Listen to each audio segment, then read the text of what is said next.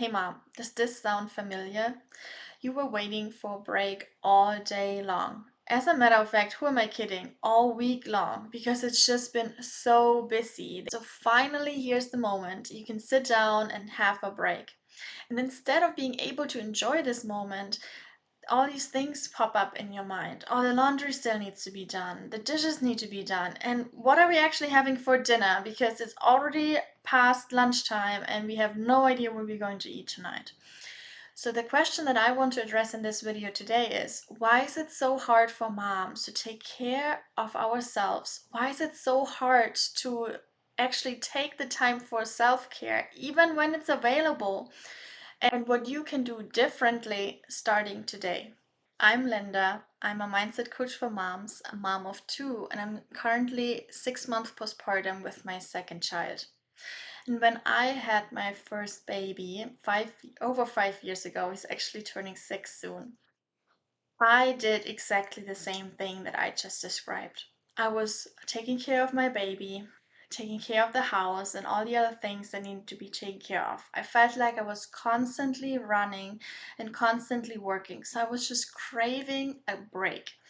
So when the moment came and he was actually sleeping in his crib and I could do something for myself, so I would sit down and my mind would start racing. Oh, I still need to do the laundry. Oh, you wanted to fold the already washed laundry. Oh, and what are we actually having for dinner?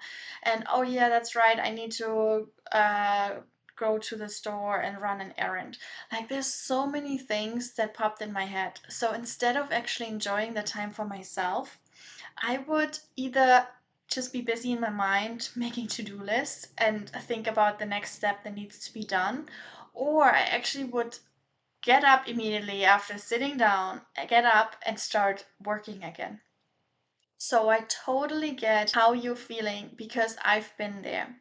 Now, in the meantime, I've learned a lot about how our mind works and what changes we can implement to actually stop that cycle. And that is exactly why I have created a free Facebook group for moms where we all can come together, learn about how our mind works, let go of overwhelm and the crazy overthinking that prevents us from actually being able to enjoy our time with our babies, being able to enjoy the everyday. Because my goal at the end of the day is to help you have an amazing everyday day. Nothing special happened, and yet you go to bed at night and think, wow, today's been such an amazing day, just the way I was hoping for this the whole time.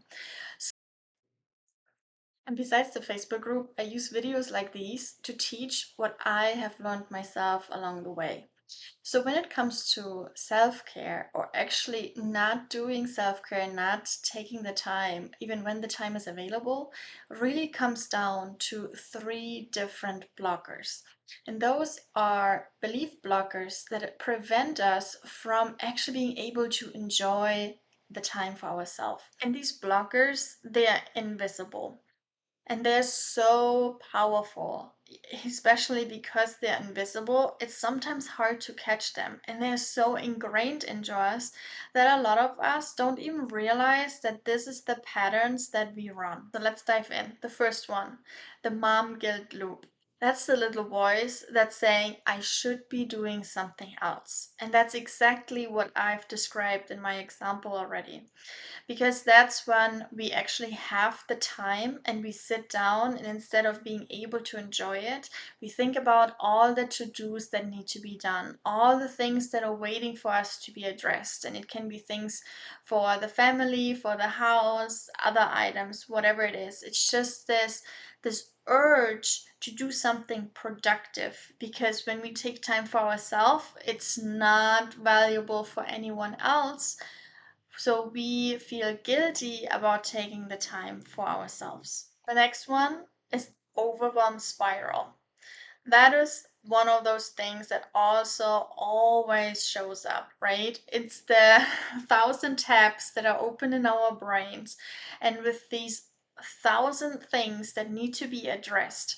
And so when we finally have time, it's like there's so many things that are popping up, like I should be doing this and this and this and this, and it's literally screaming at us. It's really hard to actually decide on what is the next thing that should be done. And the same thing happens when we talk about having time for ourselves, because what can easily happen is that we sit down and we're like, oh, I want to read a book, but no, I should take a bath, like a nice bubble bath. Oh, what I really would like to do is doing my nails because they've been like screaming at me the whole time. Or actually, I would really like to take a nap. So even with the things that we want to do to take care of ourselves because they feel good for us and we want to fill our own cup, it's sometimes so hard to make a decision because we're just so overwhelmed with the choices that we have that at the end we don't take any. And the third one is the autopilot trap. It is the old patterns that are running automatically. We don't even realize it because we think it's normal to put ourselves last. Because so many examples have taught us that this is what moms do, put themselves last and pour everything into everyone else. So when we finally have time for ourselves, instead of prioritizing that and enjoying that, we still are so hardwired in giving everything we have to other people that we almost default to putting toys away in the playroom, or getting rid of some trash, or folding some laundry, and considering that meantime, and at the same time it's not fulfilling because all it does is take care of other people yet again. So here's the important part. So why does this keep happening? Why does overwhelm, the guilt, and the autopilot show up every time we try to rest? And the reason is because for so long we've been told that our value comes from how much we do for everyone else. So the truth is, it's not that you're bad at self care, it's that the rules that you've been given about motherhood don't leave space for any self care. And once you see that, it becomes a lot easier to stop those invisible rules and start creating your own rules. Here's a quick reset that you can actually create starting today to start making a shift to actually be able to enjoy your time for yourself. And that is a really powerful question. And the question is, what do I need right now? And it's not about what other people tell you. It's not what your mind is trying to tell you about the to do lists and all the things that need to be done. It is actually what feels good about you. So, really pause for a moment and ask yourself, what do I need right now?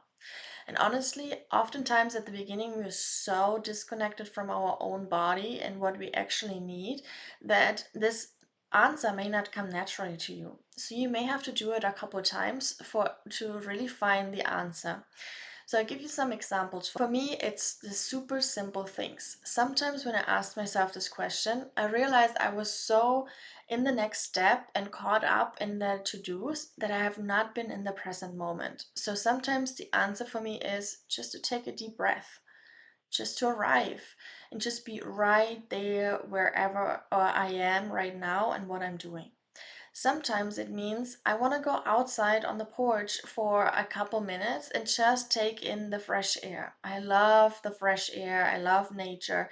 So that is really something that replenishes me.